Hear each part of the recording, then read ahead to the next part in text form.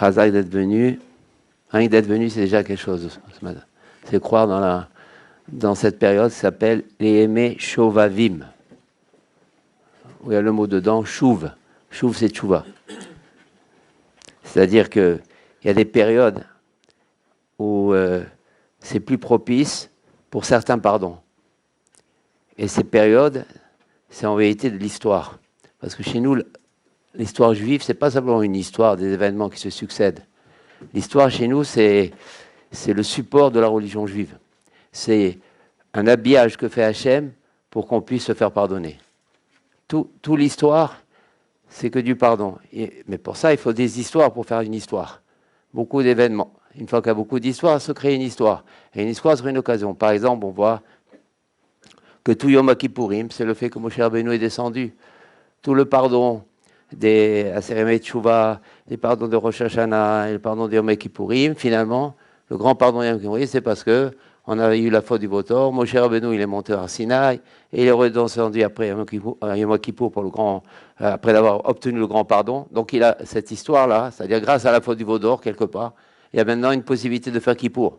Parce que Kippour, ce n'est pas un jour religieux comme les autres religions, c'est pas ça. Chez nous, Kippour, c'est un Et Ratson, c'est-à-dire que l'histoire juive a créé un temps spécial, un temps de pardon, une durée de pardon. Ça, c'est pour ça qu'on ne peut pas étudier l'histoire juive comme les historiens l'étudient, mais de l'autre côté, il faut aussi faire attention que l'histoire juive, elle n'est qu'un support pour la Torah. Elle n'est pas détachée de la Torah. Il n'y a pas d'histoire juive sans Torah. De la même manière, pour cette période de Yemei Shovavim, parce qu'il y a une différence entre les Aseremei Teshuvah et la période d'Elul, où c'est propice au pardon. Alors on peut se poser la question, quelle différence alors avec cette période-là de Yemei Shovavim? Quelle différence avec Rosh Hashanah, Kippour, etc. Donc il faut d'abord savoir que c'est aussi de l'histoire. C'est aussi de l'histoire. Et c'est aussi des fautes. D'où s'est créé Mitzrayim? Pourquoi on est allé en Égypte? Pourquoi encore par des fautes? Mais la faute, c'est plus maintenant des fautes classiques, c'est la faute d'Adam Arishon. Le fait qu'Adam Arishon, il s'est séparé de sa femme pendant 130 ans. Et il y a eu tout ce qu'il y a eu au niveau du Kilkul Abrit, puisqu'il s'est séparé quand même longtemps de sa femme, de son épouse, de Chava. Toutes les Netzutzot qui sont tombées, elles sont tombées en Égypte. Donc il fallait retourner là-bas en Égypte pour les récupérer. Ça, c'est pourquoi on est allé en Égypte. Et c'est pour ça qu'on a souffert beaucoup. Parce que pour récupérer 130 ans de Netzutzot tombés de pas n'importe qui, mais d'Adam Arishon, il faut des briques. Et parfois, il faut plus de la paille. Ils ont énormément souffert. Donc tout le dur, tout le difficile, c'est toujours pour réparer. Hachem, il est bon. Il n'envoie pas l'Égypte pendant 210 ans uniquement pour souffrir, c'est pour pouvoir réparer. Ça, c'est pourquoi on est allé en Égypte. Pourquoi on en est sorti, c'est pour recevoir la Torah. Une fois qu'on s'est purifié, une fois qu'on a récolté ces 200, toutes ces Netzutzot qui ont été perdus, alors à ce moment-là, on peut recevoir la Torah. Donc l'histoire, la faute, elle a créé l'histoire, elle a créé la religion. Pareil, dans les Yemei Shovavim. Dans les Shovavim, puisque finalement, on est allé en Égypte pour réparer. Et donc, c'est pour ça que nous aussi, on a une période de réparation. C'est un cadeau. Finalement, de la foi d'Adam Arishon, de la seconde d'Égypte, on a encore une autre période de pardon, mais cette période, elle est différente de la période de Elul. C'est que Elul, c'est pour pardonner tous les péchés. Pas un péché spécialement, d'une manière générale, tous les péchés, parce que ça n'a pas un rapport direct avec l'Égypte.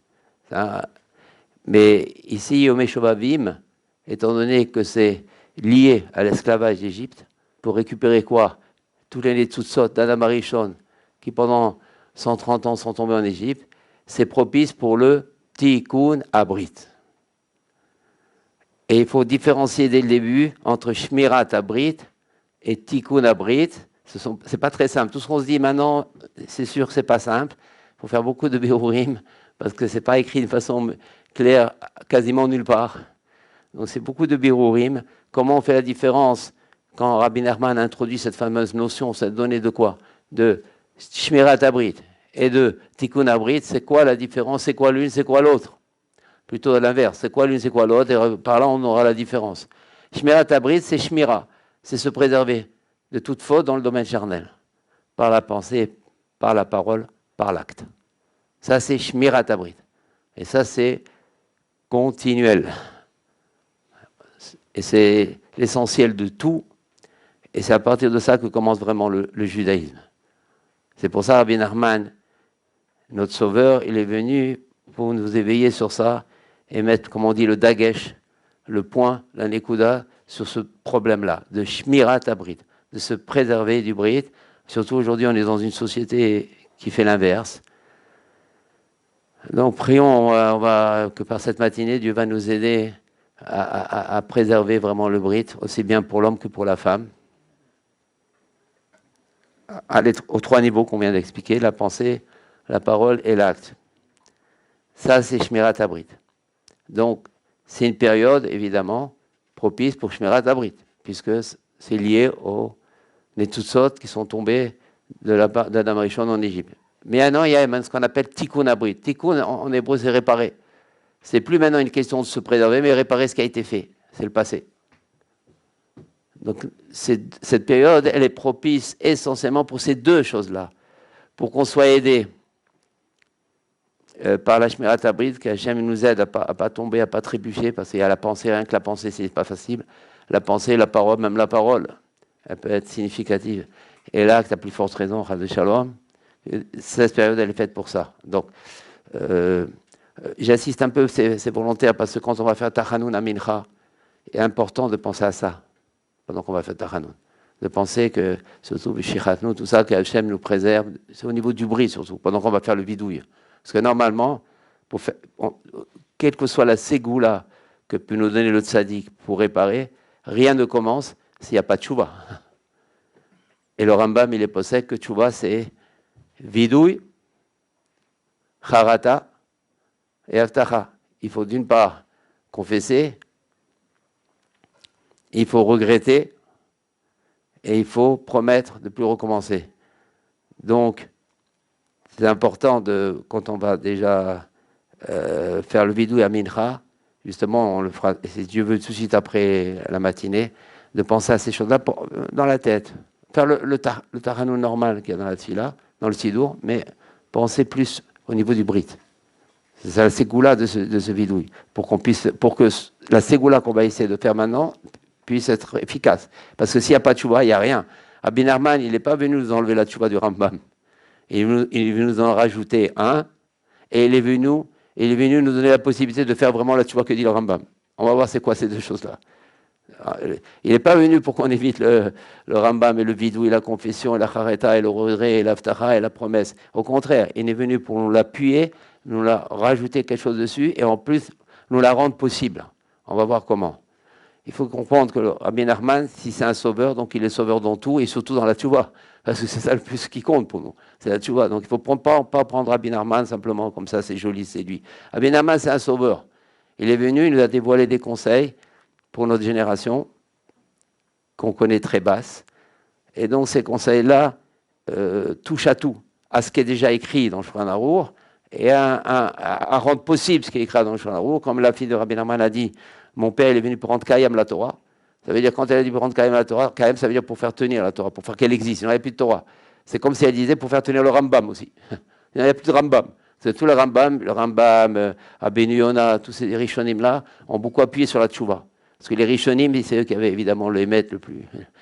Ils ont mis le Hémet en Shulchan Arour. Les premiers qui ont mis le Hémet en Shulchan Arour, c'est les Rishonim. Donc les Rishonim, bien sûr, ils ont parlé de quoi surtout? De la tchouva. Et donc la tchouva, maintenant, elle est plus possible sans un tzaddik. C'est le tzaddik maintenant qui va nous la rendre facile. Il va nous la rendre pratique. Il va nous la rendre possible. Ça, et comme ça, il faut sentir Abenu.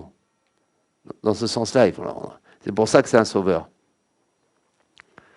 Cette période dans des Meshovavim, d'abord, premièrement, c'est une tradition de Massorette, que c'est les rochers Tevot des parachutes jusqu'à Mishpatim, Shemot, Vaïra, Bo, Sharitro, Mishpatim. Donc, si on voit Shovavim. Et pourquoi ça s'arrête à Mishpatim? Simplement, je fais une parenthèse. C'est parce qu'en vérité, il y a une question. Dans Mishpatim, paracha, le début, il commence par Vetikne Vetivri, quand tu acquéras un esclave juif. tout le monde demande la question, mais bon, des grands, ils demandent la question, ils disent, Eved Ivri, un esclave juif, c'est quasiment rare, c'est tellement rare. Tout Mishpatim, qui est la paracha des jugements, enseigne-moi déjà des choses super classiques, super courantes, le vol, les dommages, l'intérêt. Tu m'enseignes quelque chose que personne quasiment n'existe. Fais-moi commencer par une jurisprudence habituelle, connue. Tu me fais un Eved, c'est une question que tout le monde quasiment demande et chacun répond ce qu'il répond. Personnellement, la réponse, je pense, elle va avec ce qu'on est en train de dire, elle est flagrante. C'est qu'on a dit Shovavim, donc c'est une période qui va jusqu'à Mishpatim. Quand on dit jusqu'à Mishpatim, comment commence Mishpatim? Par l'Eved Ivri, par l'esclave juif. Parce que les Tzutzot qu'il a perdu à Damarishon, pendant 100 ans, ils sont tombés où? En Égypte. Et comment on va réparer ça par l'esclavage? Eved Ivri, il n'y a plus d'esclavage. C'est un Eved juif. C'est fini. L'esclavage, c'est quand c'est encore Kenaanaï, quand c'est encore pas avec les Juifs. Là, c'est un Eved Ivri. C'est pas ça l'esclavage. Un Eved Ivri, c'est pas un esclave. Il n'y a aucun rapport. On doit le respecter. Il y a beaucoup d'halachot. Ça veut dire qu'il n'y a plus d'esclavage. Ça veut dire là, la période propice pour le pardon politique en abrite, elle est terminée. C'est pour ça, en vérité, que la paracha Mishpatim commence par Tikne Eved Ivri, pour dire ça y est, l'esclavage est fini. Il n'y a plus d'esclavage, puisque maintenant on parle de Juifs. On parle maintenant avec un juif qui acquiert un juif. Il n'y a plus d'esclave. C'est plus un Égyptien qui va acquérir un juif. Donc maintenant, la période elle est terminée. Donc maintenant, on a Baruch Hashem cette semaine. Voilà, c'est le dimanche Acharon Chaviv. C'est un est qu'on puisse encore profiter de la période Mishpatim. Parce qu'un pardon dans quelques jours, ça n'a plus du tout la même valeur qu'un pardon ici. Ce n'est pas en étant assis derrière une chaise au chaud. Il faut des gros pardons. Parce qu'on retombe dans les classiques. Quoi, tu viens comme ça te pardonner après tout ce que tu as fait, facilement, tu crois que c'est comme ça. Mais moi, je suis avec Rabbi Nachman, même avec Rabbi Nachman, tu crois que c'est comme ça. C'est pas simple avec Rabbi Nachman. Mais là, on peut dire, je viens avec Rabbi Nachman. Ah, c'est déjà. Parce que c'est la période donc ça, c'est un cadeau. Mais, il faut quand même faire tchouva. C'est pour ça, j'ai insisté un peu sur le vidouille. Parce que s'il n'y a pas vidouille, ça ne commence pas. Même si on fait toutes les ségoulottes possibles. Simplement penser dans le vidouille de Mincha, surtout Shema Tabrit, Tikkun Abrit, même comme ça, simplement. En faisant le vidouille, simplement le penser, c'est bon. Et évidemment, être le plus possible sincère pour regretter. Shovavim, c'est aussi marqué dans des versets. On fait une petite introduction quand même pour qu'on sache de quoi on parle. Et rien que de toute façon qu'on étudie d'où vient Shovavim, c'est déjà un pardon. Parce que déjà, on se rattache. C'est dans Yirmiyahu, il y a un verset qui dit Shuvu banim, Shovavim. D'ailleurs, Shuvu banim, Shovavim. Revenez vers moi, les enfants. Shovav, ça veut dire un rebelle en hébreu. Un enfant, on dit souvent, revenez rebelle. Donc il faut considérer, pour que ça puisse démarrer, qu'on est des rebelles. Il ne faut pas se vexer. Il faut se considérer ce matin comme des rebelles. Et à partir de 2h, 3h, comme des tzadikim. Donc jusqu'à quelques heures de rébellion.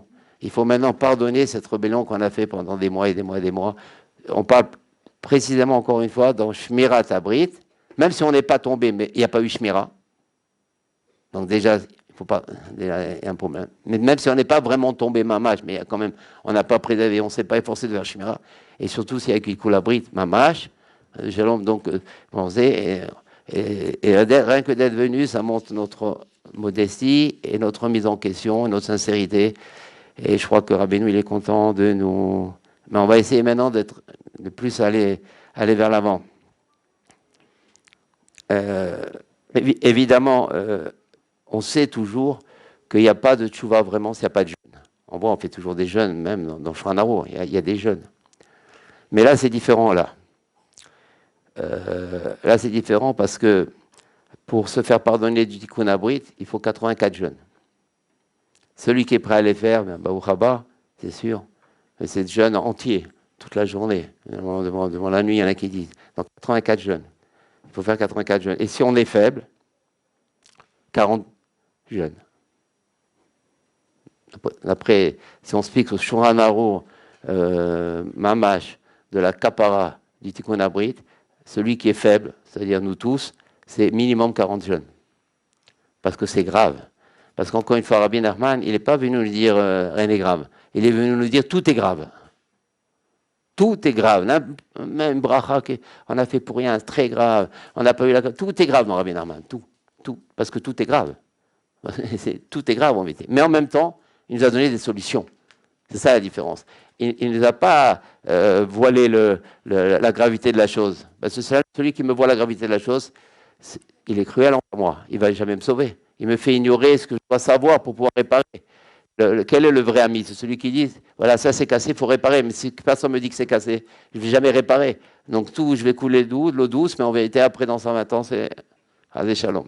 Donc c'est le saut de tout, c'est nous dire que c'est grave. C'est sûr que Rabbi Nachman n'a rien épargné dans ce sens-là. Tout est grave. Et quand on va dans l'écoute à la fois, tout est grave, tout est très grave, tout est très grave. Mais en même temps, il y a des solutions. C'est ça la différence. Jamais il dit quelque chose de grave sans nous donner une solution. Et là, apparemment, il n'y a pas de solution. Comment on va faire? Minimum, en admettant qu'on soit très faible, à peine qu'on tienne debout, 40 jeunes, pas moins. Ça ne marche pas, c'est un chemin à roue, ça. Même s'il n'y a pas de piston, de relation, de faiblesse, de certificat médical. Celui qui a un certificat médical, le médecin il dit qu'il ne peut pas jeûner. On n'accepte pas. Sur ça, on n'accepte pas. Il dit, mais comment il va réparer? Ici, ce n'est pas une question, un certificat médical pour absence d'un écolier à l'école. Il dit, bon, il ne peut pas venir. Là, il faut qu'il répare. C'est ça qu'il faut comprendre.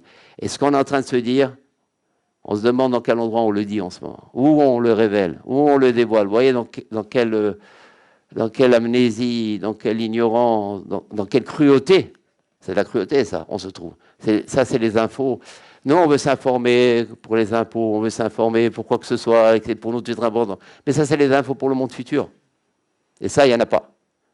Et même quand on les cherche, c'est difficile à les trouver, c'est jamais clair. On dirait que... Et c'est normal. Pendant longtemps, je me suis posé la question, c'est pas normal que ce soit pas clair. C'est pas non, je pense que j'ai la réponse. La réponse est la suivante. Il faut le mériter. Parce que de chercher, ça fait partie de la capara. C'est quand par exemple quelqu'un il fait tchouva maintenant, et il commence à aller à la choule. Et à chaque fois, il a des problèmes pour aller à la choule. Qui ne peut pas y aller. Il dit, Hachem, voilà, je vais aller à la choule maintenant. C'est toi qui m'empêches. Oui, c'est vrai, c'est Hachem qui l'empêche. Il a raison. Parce que comme ça, tu vas venir à la choule. Tu n'as pas été pendant 20 ans à la choule. Maintenant, tu crois que c'est relax. Tu viens, tu mets les tuilines. Il faut que tu aies des languissements. Il faut que tu répares toutes les fois où tu n'as pas été. Tous les jours où tu n'as pas été. Ou même, tu as peut-être même dédaigné la choule. Toi, comme ça, tu vas réparer. Tu arrives, tu mets les tuilines. C'est pour ça qu'on a... Ça s'appelle... C'est un éloignement pour nous rapprocher. C'est-à-dire notre tchouva, elle réside dans le fait qu'on nous éloigne et quand même on ne se fait pas avoir. On dit non, on veut quand même continuer et c'est que grâce à ça, et la personne insiste, ça va à la choule et c'est comme ça qu'elle se fait pardonner. Mais sans éloignement au préalable, il n'y a jamais de rapprochement. Ça, c'est une règle dans Rabbeinu. Il faut toujours un éloignement, il faut toujours des difficultés. Et à chaque fois qu'il y a une difficulté dans la Vodat Hashem, c'est justement pour qu'on fasse tchouva. Ou même, par exemple, on est à la choule, et des fois ça parle à côté, on ne peut plus écouter ceux qui parlent à côté, c'est un peu courant aujourd'hui. Mais c'est un signe aussi. Tu crois que je vais t'amener dans une choule, tu vas silencieuse, comme ça? Il faut que tu mérites une choule silencieuse. Il faut que tout est tchouva. Alors, il y a deux possibilités. Comme on dit, tout est halakha, tout est tchouva.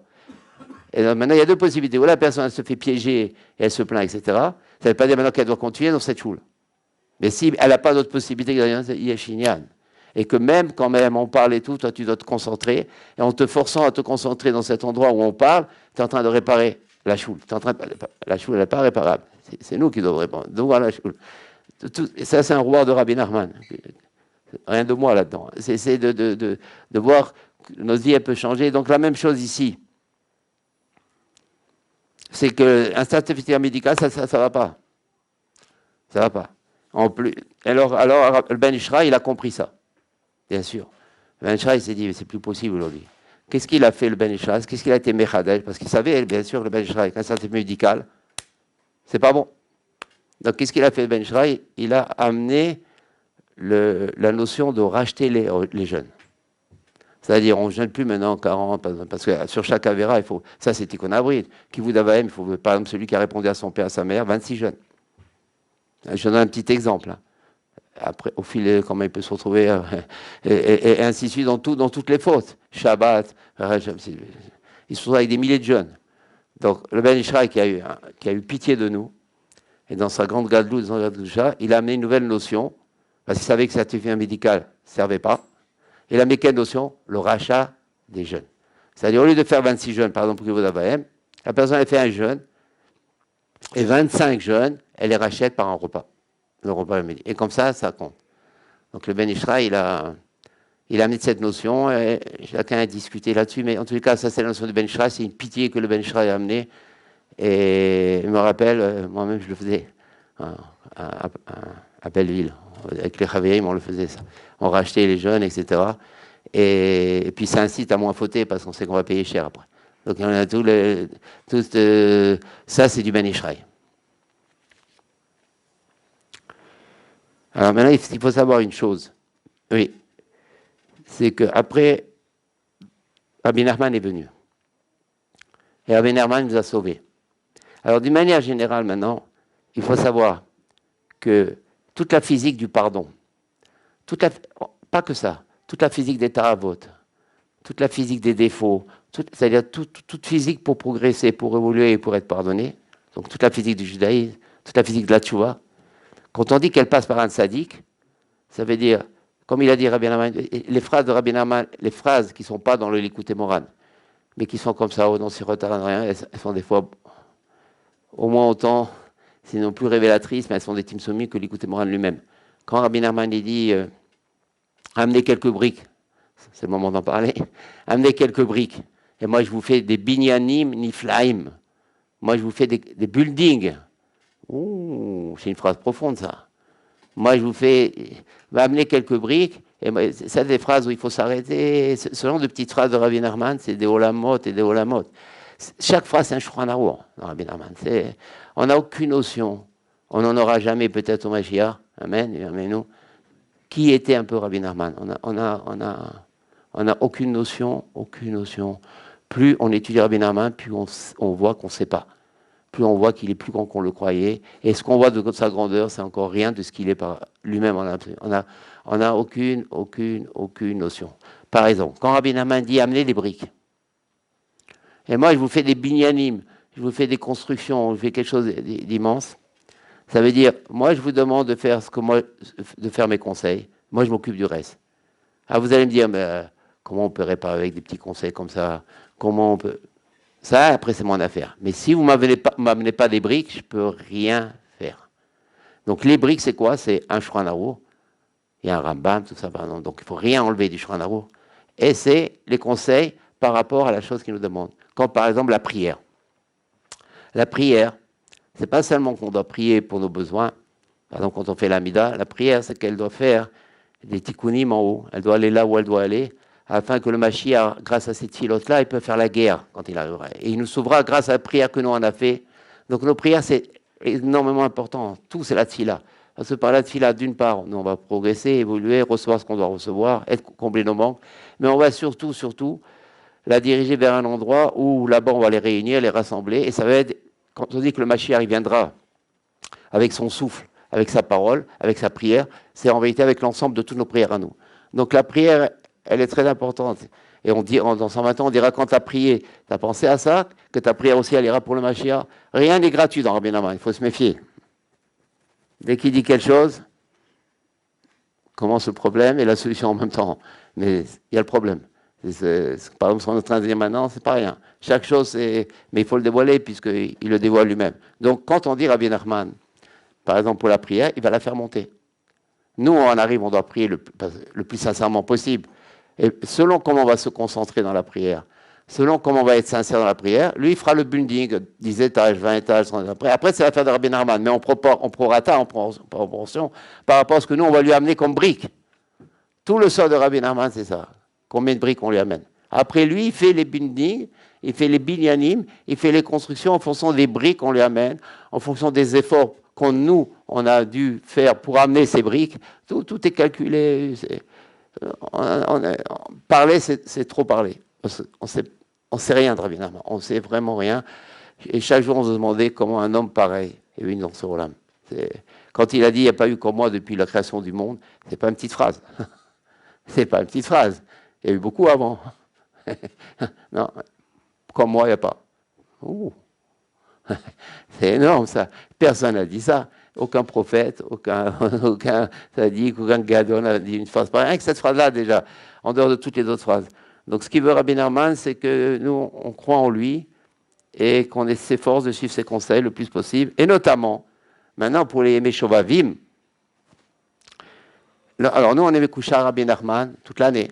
On croit lui. Il n'y a pas des jours où on croit moins. Non, on croit. Normalement, on croit de Rabbi Nachman.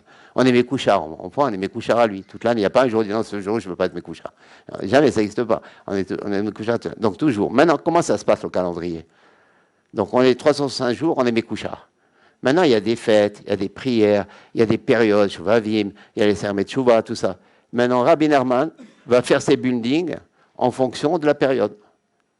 Nous, on est toujours Mekoucha pendant 65 jours. Maintenant, en fonction de la période, il va construire. Par exemple, maintenant, on a des Yemé Shovavim, il va construire.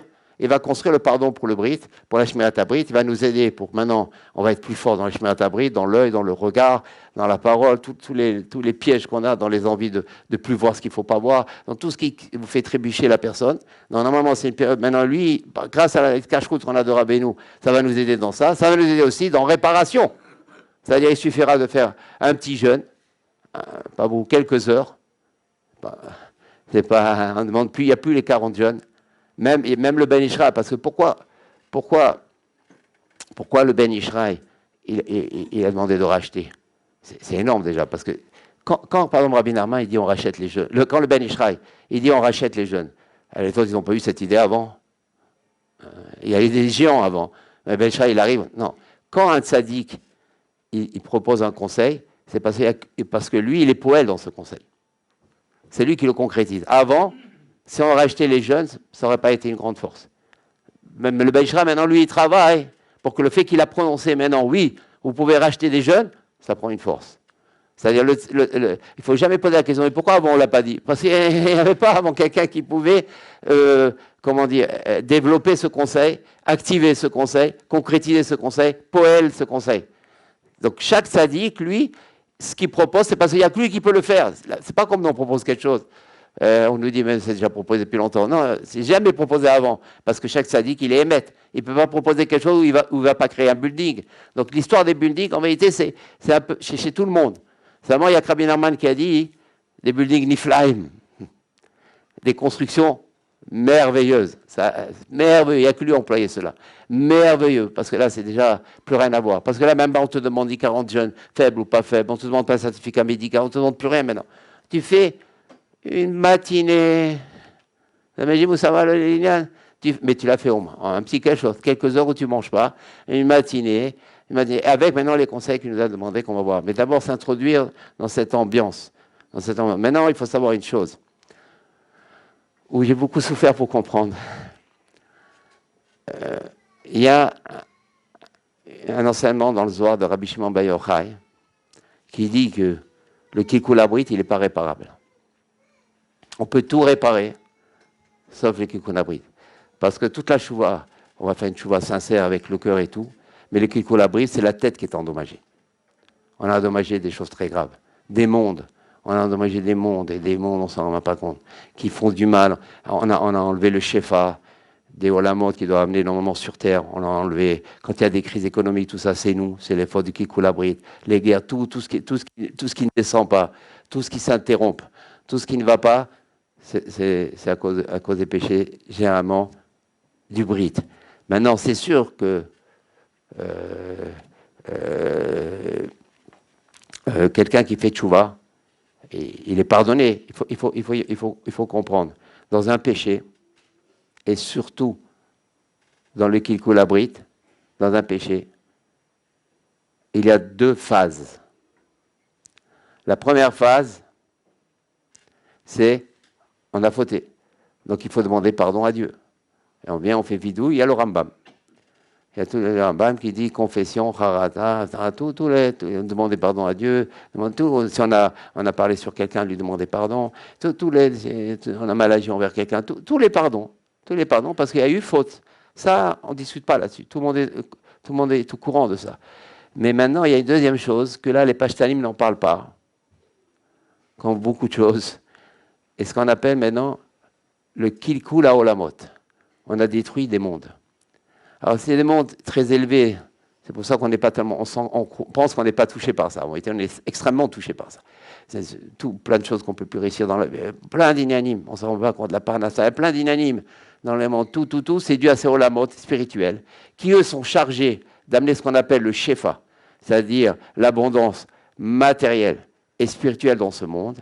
Et que nous, à cause des fautes et surtout du kikulabrit, on empêche que ça descende en bas. Et donc, il n'y a pas cette descente, il n'y a pas cette bénédiction. Et ça, il dit, quand on fait une faute maintenant, quand on fait une faute sur le kikulabrit, apparemment, c'est plus réparable. Et comme ça, apparemment, moi, personnellement, si j'avais compris dans le Rajbi, mais c'est faux. Moi, si j'avais compris comme ça, tout le monde comprend comme ça, que dans le Rajbi, en vérité, c'est pas réparable, c'est pas réparable. C'est trop grave. En vérité, non, c'est vrai. Ça aussi, le Rajbi, c'est dangereux. C'est comme un peu. Tous les grands, ils sont dangereux. C'est-à-dire, leurs phrases, il faut se méfier de leurs phrases. Comme Rabbi Nachman, le Rajbi, tout ça. On reprend le Rajbi. Et c'est important pour nous de bien comprendre ce Rajbi, parce que je pense qu'il y en a très, très peu qui le comprennent. Moi, pendant une quinzaine d'années, j'ai fait un faux pshat. Donc, je pense que beaucoup le font aussi. On reprend le Rajbi. Et c'est important, avant de commencer, de bien comprendre ce qu'il dit Rabbi Shimon Bar Yochai. Parce que Rabbi Shimon Bar Yochai, c'est le Zohar. Le Zohar, c'est Kodesh à Kodashim. Donc, rien ne commence. Le Zohar, c'est Kodesh à Kodashim. Donc, quand c'est Zohar, c'est bien essayer de l'assimiler pour 1000 raisons. D'abord, c'est une kapara, rien que de comprendre un Zohar. Et en plus de savoir vers où on va. En vérité, reprenons ce que dit Rabbi Shimon Bar Yochai. Rabbi Shimon Bar Yochai dit, normalement, le kikulabrit, c'est pas réparable. Ça s'arrête là. Alors, encore une fois, comme on dit, il faut se méfier des grands, comme le Rajbi. Il faut toujours se méfier des grands comme ça. Dans leurs phrases, il y a tout. Ils ne parlent pas comme nous. Ils disent tout en disant rien. Mais ils disent tout. Dans leur rien, il y a tout déjà. C'est ça leur grandeur. Quand le Rabbi Shimon Bar Yochai dit le kikulabrit, on ne peut pas réparer, il veut dire par là, normalement, ce n'est pas réparable. Tu ne mérites pas que ce soit réparable. On ne mérite pas. On ne mérite pas que ce soit. C'est trop grave. Tu te rends compte ce qu'on a fait, ce qu'on a endommagé. On arrive maintenant comme ça. Il n'y a pas plus grave que kikulabrit. Il n'y a pas. Tout, Chilul Shabbat. Il n'y a pas. Et c'est le pire qui peut exister. Parce que c'est un dommage énorme. C'est une destruction énorme. Et détruit nous, détruit le monde, détruit l'olamot. On ne peut pas exprimer la gravité. On n'est pas assez dans la Torah et assez kadosh pour comprendre un petit peu ce que c'est. Il n'y a que les grands tzadikim, ils savent c'est quoi le kikulabrit. C'est très, très, très grave. Et ça, c'est, dans 120 ans, c'est ça qui intéresse le plus le Beddin. Tout le reste, ouais, mais j'ai bien. En gros, c'est ça. Et l'étude de la Torah. En gros, c'est ça. C'est ça qui. Tout va jouer avec ces deux notions-là. Ouais, il fait, ouais, t'as fait la zaka, c'est bien. Où ça en était dans le brit. Tout le sod, il est là. Donc maintenant, quand Rabbi Shimon Bar Yochai dit on ne peut pas réparer dans le brit, il veut dire normalement, on ne mériterait pas. Pourquoi? Parce qu'on a dit la tchouva, elle est dans le cœur. Et le brit, c'est dans les mouchines. Le bas, il ne peut pas réparer. Là, le cœur, il est là, la tête, elle est là. C'est pas réparable, techniquement, physiquement, c'est pas possible. Mais il n'a pas dit c'est pas du tout réparable. Il dit normalement, ça ne devrait pas être réparable. Quand on dit, il n'a pas dit comme ça, mais le pshat, c'est ça. Donc quand le pshat, c'est normalement, ça ne devrait pas être réparable, c'est comme dans un logiciel maintenant. Chassid, Breslay, il faut le traduire comment? C'est en vérité, il faut beaucoup pour vous faire pardonner. C'est comme s'il disait, il faut beaucoup, plus que les autres choses, parce que c'est qu'il coule abrite. Et c'est pour ça, dans sa bonté Hachem, il nous a donné cette période. C'est-à-dire que nos pères et nos pères, ils ont dû ramasser des briques et des fois sans la paille, construire des pyramides, pour qu'aujourd'hui on se retrouve sur le consensus communautaire et qu'on puisse, pas avec trop de difficultés, nous faire pardonner.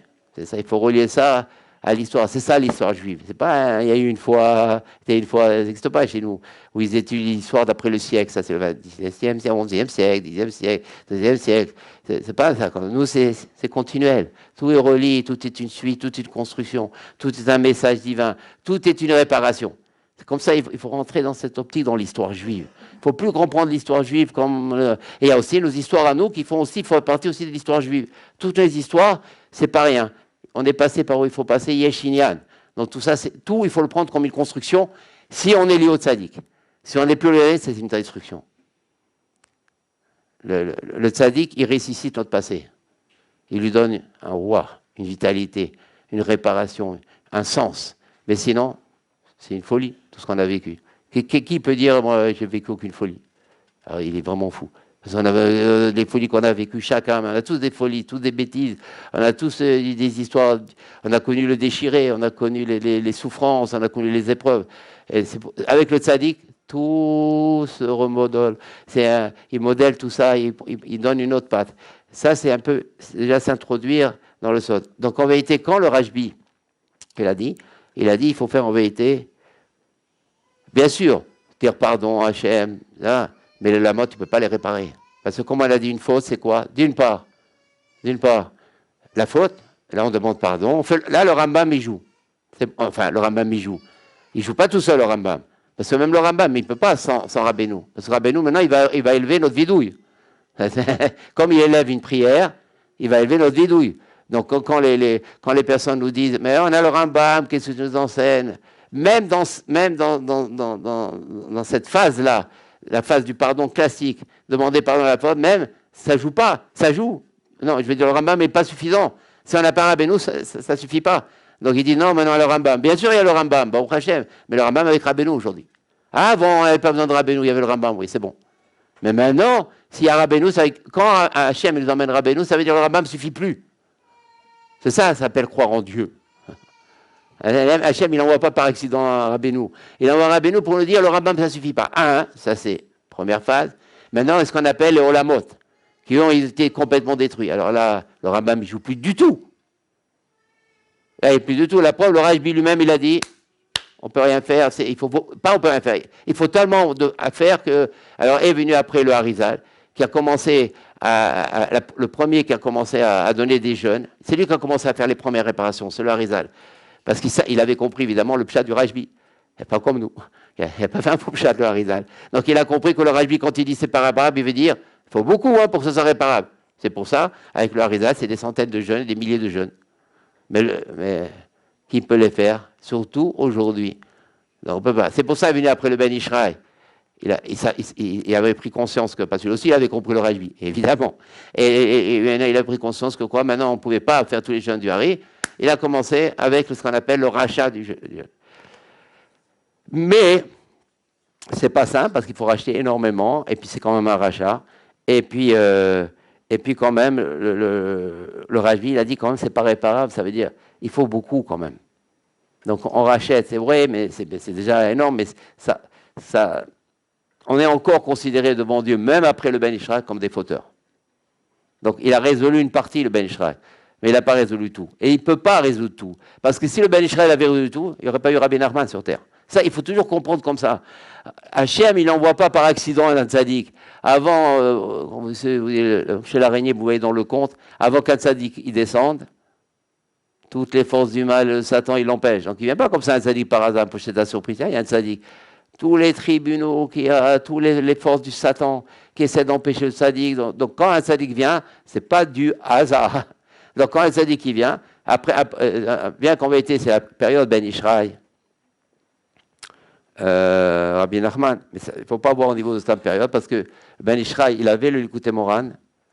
J'ai une preuve qu'il avait le Likutei Moran, mais Mina Shamayim, Dieu ne lui a pas fait dévoiler la lumière de Rabbi Nachman. Peut-être le Ben Ishraï aurait été le Mashiach, on ne sait pas. Donc Hachem n'a pas voulu que le Ben Ishraï soit le Mashiach. Donc il y a un peu caché la grandeur de Rabbi Nachman. Mais il connaissait parce qu'il l'a amené dans un livre sur le Chumash qu'a fait le Ben Ishraï. Il ramène le Likutei Moran dans Parashat Matot.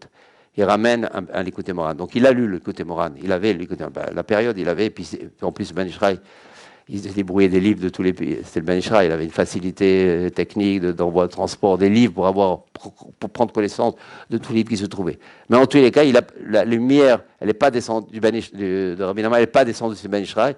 C'est voulu par Hachem, ça. Sinon, il n'y aurait plus de libre arbitre. Si le Ben Ishraï avait dit, imaginez, Ben Ishraï avait dit, il faut suivre Rabbi Nachman, tous les Saradim, ça y est, c'est la Géoula.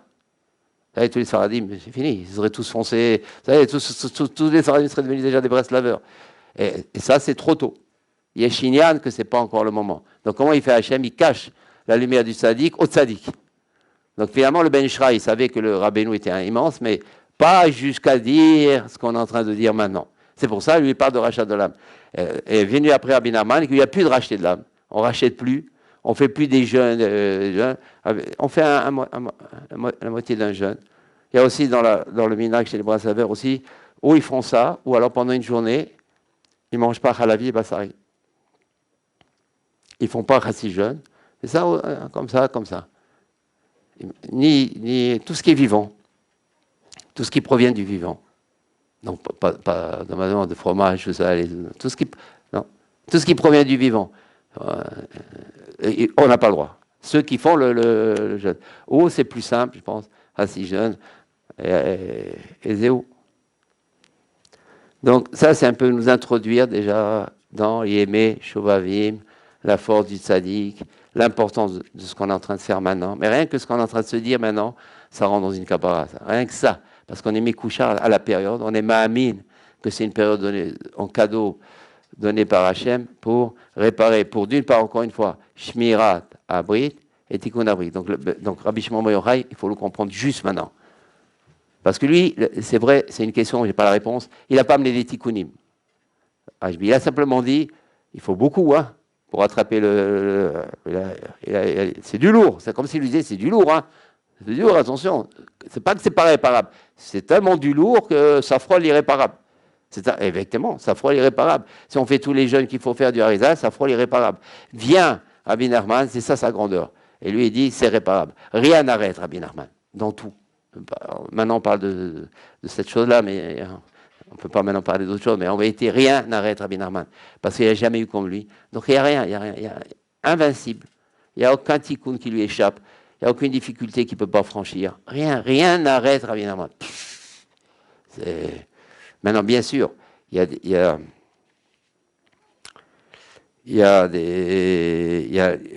on va dire, le tzivou qu'il a ordonné d'aller chez lui, à Ouman, parce qu'on peut demander alors pourquoi Ouman. Je fais tout au centre communautaire. Et ça, c'est réglé.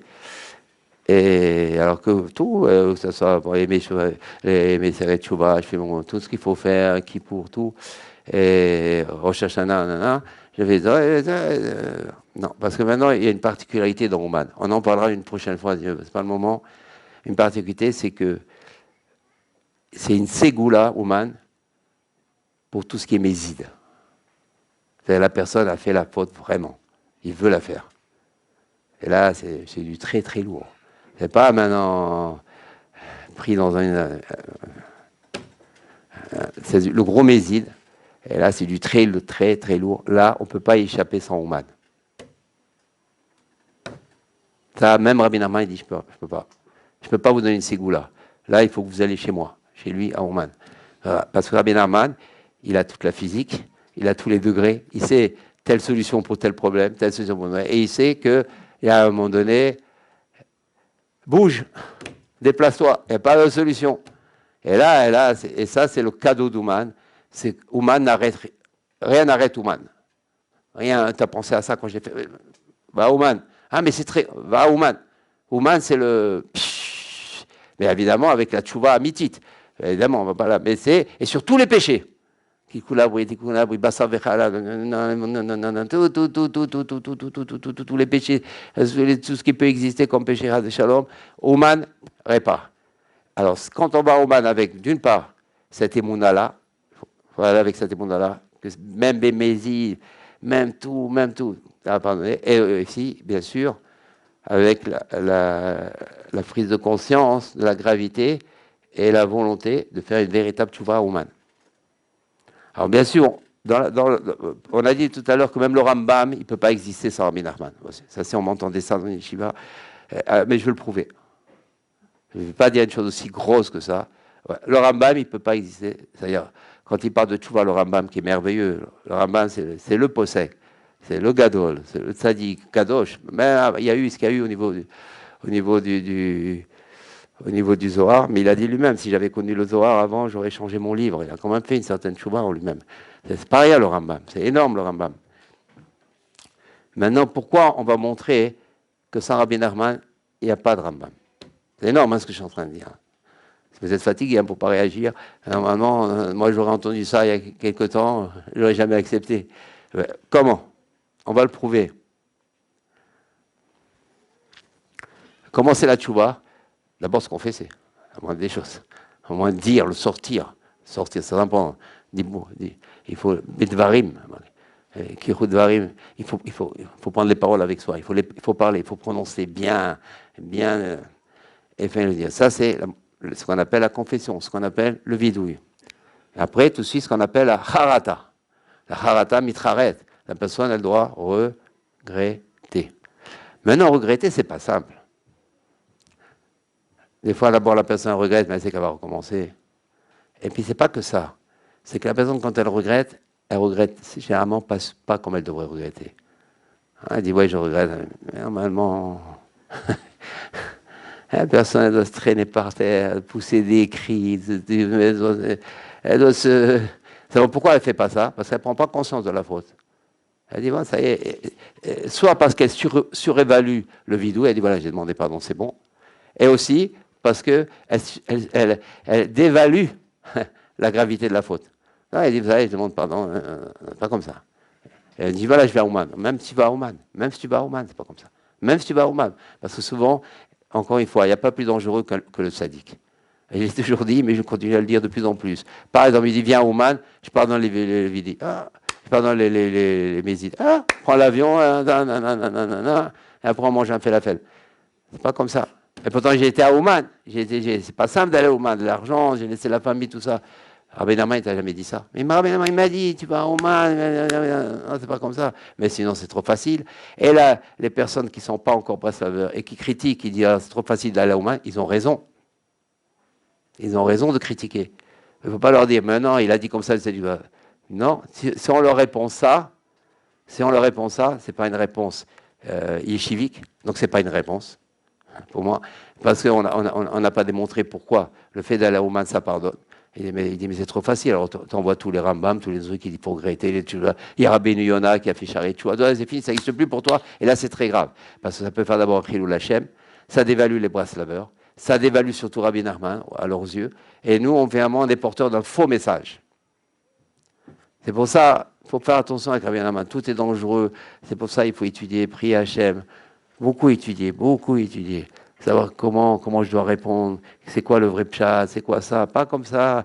Rabbi Nachman, c'est la Torah, dans les temps à venir, il n'y aura plus de Gemara, il n'y aura plus de tout ça, il n'y aura plus que du Rabbeinu, il n'y aura plus de Gemara, il n'y aura plus de Mishnah. Tout ça, ça va s'annuler un jour. Après ça, on est pour le moment dans la période du Tikkun et Sadat, mais après il n'y aura plus ça, on va étudier plus que du Sod. Plus du Négué, il n'y a plus Mishnah, il n'y a plus, on va les mettre la Gemara jolie, dans la bibliothèque, on va la poser une fois pour toutes. Il n'y a plus de Gemara, il n'y a plus tout ça. Par contre, c'est maintenant il faut faire beaucoup de Gemara. Parce que justement, après, c'est trop tard. Là, le problème. C'est encore un danger. Non, mais après, il n'y a plus de Gemara, plus rien. Tout ça, non, c'est pour ça qu'il faut bien étudier. Donc quand Rabbeinu, il parle maintenant, quand le Rambam, il dit, donc, on va faire Harata. On se confesse et on regrette. On a dit, le regret, il n'est pas simple. Parce qu'il faut vraiment en prendre conscience. Rabbi Nachman, comme toujours, il nous donne un conseil, un critère. Parce que même nous, en étant sincères, est-ce que j'ai regretté? Même on pose la question, parce que dans tout ce qui touche au sentiment, c'est dur d'avoir des critères rationnels. Est-ce que j'ai regretté vraiment? Est-ce que j'ai été... Quelqu'un maintenant qui est maître, comme nous tous, on cherche d'être maître. Maintenant, est-ce que j'ai regretté? La personne se pose la question. Comme par exemple, tout simplement, une personne, elle a vexé quelqu'un, elle dit pardon. Est-ce qu'elle vraiment l'a regretté quand elle a dit pardon? Ou simplement pour faire du shalom? Simplement, voilà, je fais shalom, comme ça. Mais en vérité, est-ce que la personne, elle a honte? Est-ce que ça lui fait mal? Est-ce qu'elles sont... Comme il dit David Ameller, ma faute était toujours devant moi. Hadati, il est un tamid. Il avait toujours devant lui Bathsheba. Il vivait que ça. Et pourtant, c'est pas... La Gemara a dit, tout celui qui dit que David Ameller, dans Sanhedrin, s'il a fauté, il se trompe, ça veut dire... Et quand même, David Ameller, donc on doit toujours avoir la faute devant nous. Toujours. Et pourtant, David Ameller, c'était la joie. C'est ça la force de David Ameller. Il avait la faute, mais il avait la joie. Donc maintenant, comment nous on peut savoir, vraiment, surtout dans les péchés, surtout les graves, qu'on est sincère quand on va regretter, quand on va aller à Ouman, ou quand maintenant ce matin, ou quand on va cet après-midi, quand on va regretter, surtout, et à Ouman, quand on va surtout à Ouman, comment on va savoir qu'on regrette pour que ça marche, Ouman? Mais sinon, ça ne marche pas. Il a le problème. Sinon, donc, Ouman, c'est pour ça, il faut dire, on va après de là déduire quoi répondre à celui qui lui dit « Ah, c'est trop facile ». Il faut lui répondre à lui, c'est trop facile. On va lui montrer que c'est loin d'être facile, mon ami. On va lui prouver pourquoi c'est et il ne s'imagine pas la réponse qu'on va lui donner, lui. Il croit simplement parce qu'on va prendre l'avion. Non, non. Alors, Rabbi Nachman, il dit d'abord, souvent, il y a beaucoup de choses à dire. Le problème, est-ce qu'on va avoir le temps pour se faire les télim? Il faut peut-être. Ouais. Alors, on va peut-être très vite, on va terminer parce qu'il y a des choses à faire. Mais ça donne quand même c'est humain. Il faut savoir, un conseil dans Rabbi Nachman, chaque chose c'est une abdanout.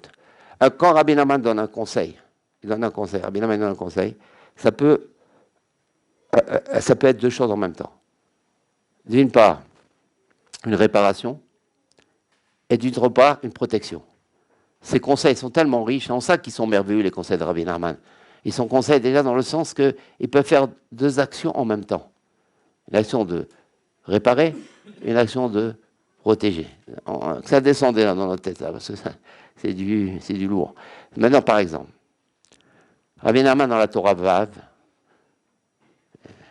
la vraie tchouva, dans la Torah Vav, il dit que la vraie tchouva, c'est quoi?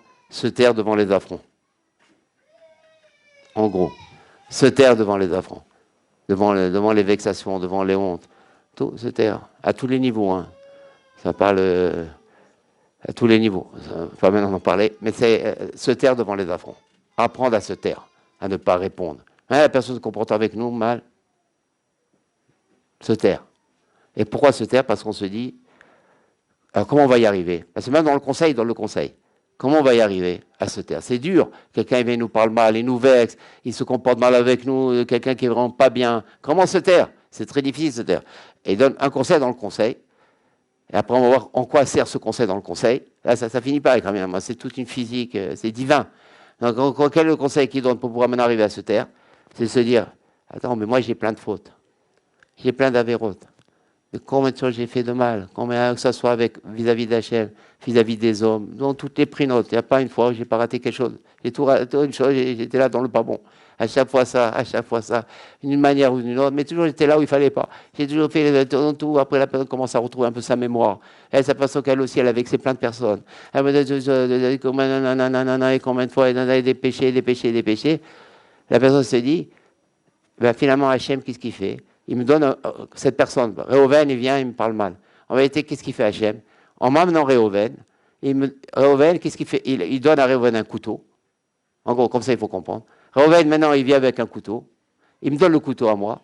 Et grâce à ce couteau-là, je vais couper mon Yessara. Parce que je ne vais pas répondre. Parce que je vais prendre conscience qu'en vérité, Réhouven, c'est mon meilleur ami du monde. Parce que lui, il va m'aider et c'est lui qui me donne le couteau. J'ai personne d'autre. Celui qui me parle toujours gentil, il ne me donne aucun couteau. Et celui qui me parle mal, c'est lui qui me donne un couteau pour tuer les Sahara. C'est lui, mon chochet. Moi, il faut le Yessara, il faut le. Il n'y a pas de souci avec le Yessara, il faut le. On ne parle pas avec un Yessara. On ne discute pas avec un Yessara. On ne converse pas, on ne fait pas Sikhat Ravim avec un Yessara.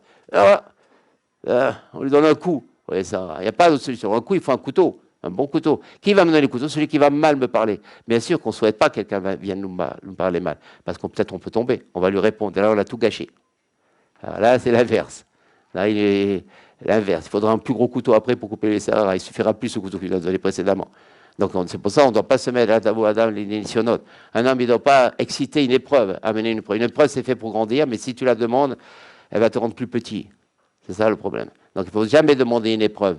Une épreuve, c'est, si Hachem l'envoie, ça veut dire je suis du niveau à l'affronter, cette épreuve. Après, c'est ce qu'on appelle la Hashgacha. Dès que c'est divin, dès que c'est Hashgacha, ça veut dire je suis du niveau. Dès que c'est Hashgacha, ça veut dire c'est le moment. Dès que c'est Hashgacha, ça veut dire il faut agir. Ou alors, chez nous, il ne faut justement pas agir, il faut se taire. Hashgacha, c'est ça. C'est un appel divin. T'es prêt? C'est comme ça on dit, t'es prêt? Ça y est. Mais quand c'est nous qui inventons la situation, qui la créons, on sait qu'on est prêt, on sait qu'on est nouveau, et si on tombe, alors c'est le pire, parce qu'on se prend tout simplement pour Dieu. Nous, l'Hashgacha ne nous appartient pas. Nous, on appartient à l'Hashgacha. Donc, il faut faire attention à ça. Donc, c'est ça, maintenant pour le Rambam. Rabbi Nachman, donc, il a donné, et il dit, la tchouba, c'est quoi dans la Torah Vav? C'est le fait de se taire devant les affronts. Et comment on y arrive? À la mesure où la personne elle va se dire, ben, avec tout ce que j'ai fait, mais j'ai honte. Si la personne, selon comment elle arrive à se taire, est bien, eh bien, c'est un critère que quand elle fera la harata dans le vidou, ça sera émet. Ça sera vraiment une personne qui regrette ses fautes. Parce que si la personne répond tout le temps, elle regrette aucune de ses fautes. Puis c'est au fait qu'elle regrette ses fautes qu'elle peut ne pas répondre. Donc si maintenant elle arrive pas, elle répond tout le temps, ça veut dire en vérité, elle ne regrette pas ses fautes. Et donc, le Rambam, il n'existe plus. À l'époque du Rambam, oui, on était du niveau, mais on n'est plus du niveau. Ça ne veut pas dire qu'il faut laisser le Rambam. Non, le Rambam, c'est l'oxygène. Mais un oxygène, il faut l'amener maintenant. Il nous a donné comment faire, mais il ne nous a pas donné l'oxygène d'aujourd'hui, le Rambam. L'oxygène d'aujourd'hui, la force d'aujourd'hui, la motivation d'aujourd'hui, la capacité d'aujourd'hui, ça c'est Rabbi Nachman.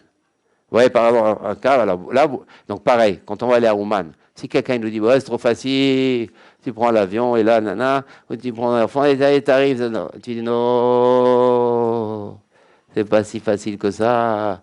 Parce que Rabbeinu, quand il a dit tu vas à Ouman, je pardonne tes fautes, ça veut dire qu'on regrette ma mâche. Ça veut dire que pendant l'année, on ne répond pas. On accepte les affronts. On se tait. Et là, ça marche, Ouman. Mais si moi, dans l'année, je suis comme tout le monde, dès que quelqu'un m'énerve, je réponds. Dès que quelqu'un me parle mal, je réponds. Dès que j'ai un affront, que ce soit même mari-femme, hein, dans tous les prix d'autres. Et que la personne, maintenant, elle répond mal parce qu'elle n'est pas contente. Ça peut, même au niveau des enfants, parfois dans l'éducation, ça peut jouer, il y a des prix d'autres. Alors, Ouman, c'est déjà autre chose. Ça devient presque touristique. Tout le sort de Ouman, si la personne est capable de ne pas répondre. Donc là, la personne qui nous demande, c'est facile, on peut lui dire, toi, tu ne réponds pas, toi? Donc c'est pas simple ce qu'il y a à dire. Et là, on fait un Kiddush Hashem. On montre que Rabbi Nachman, c'est du somme, c'est du vrai, c'est du émet, c'est du ventral, c'est pas stam. Et plus que ça, on lui dit maintenant, toi, tu vas les regretter, tu vas pas regretter vraiment. Donc toi, tu n'as même pas le Rambam. Tu n'as même pas le Rambam. Donc quand tu vas faire Kippour, tu n'as même pas Kippour. C'est ça le sod. Tu ne peux pas vivre sans Rabbi Nachman. Tu n'as même pas Kippour. Il va dire, mais non, mais Kippour. Tu n'as pas Kippour. Mais j'ai un Shulchan Aroukh. Mais tu n'as pas le Shulchan Aroukh, il faut le faire vivre. Tu ne peux pas le faire vivre, tu n'as pas Rabbi Nachman. Tu regrettes, toi, tu sais ne pas répondre. Qui peut dire aujourd'hui, je ne réponds pas? On parle d'un homme normal qui nous pose la question. Ouais, comment Rabbi Nachman, il a actualisé les choses, comment il a forcé les choses. Ça, on rend je peux vous dire, ce qu'on est en train de parler aujourd'hui, ça ne se dit pas partout. Mais c'est des grands yesodotes. C'est des grandes règles. La tête, elle va s'élargir. Et là, et en plus, c'est pas ça, ça rentre dans le pardon. Mais il faut quand même que j'arrête, parce qu'on ne va pas arriver à faire tout ce qui était...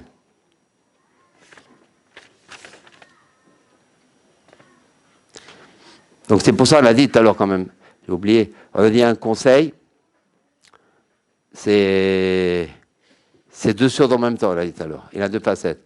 Donc quand on dit ce terme maintenant, d'une part, la personne, quand la personne se tait, elle tue le Yetzerara, puisque Réhouven il m'a donné un couteau.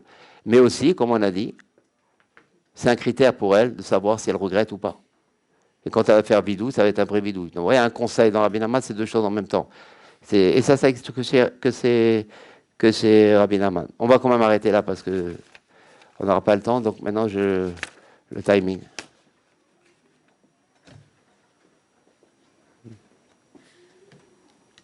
On n'a pas le temps de poser des questions, impossible. Il faut maintenant le timing.